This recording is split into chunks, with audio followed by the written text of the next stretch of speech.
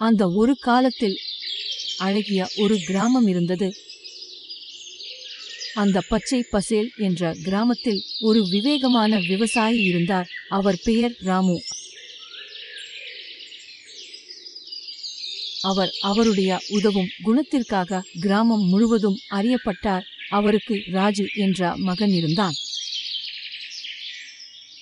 ஒரு வெயில் காலத்தில் அந்த கிராமத்தில் வறட்சி வந்தது.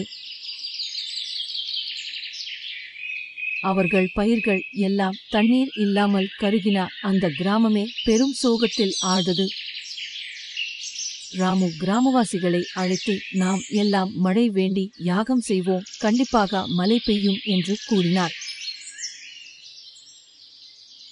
அதன் பின்னரும் மழை பெய்யவில்லை. ராமு மட்டும் தான் வளர்த்த சிறிய செடிக்கு நீர் ஊற்றினார். நம்பிக்கையோடு செயல்பட்டார். அதனை பார்த்த ராஜு, அப்பா, மழை பெய்யும் அறிகுறியே இல்லையே, நீ மட்டும் நம்பிக்கை விடாமல் தண்ணீர் ஊற்றி கொண்டிருக்கிறாயே என்று கேட்டான். அதற்கு ராமு, நம்பிக்கை தான் வாழ்க்கையின் அச்சாரம் என்றும் நம்பிக்கையை கைவிடக்கூடாது என்று கூறினார்.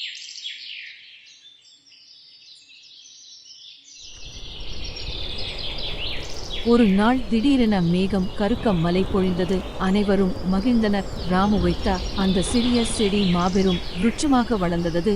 என்றும் நம்பிக்கையை கைவிடக்கூடாது என்பதற்கான பெரிய சான்று இந்த கதை.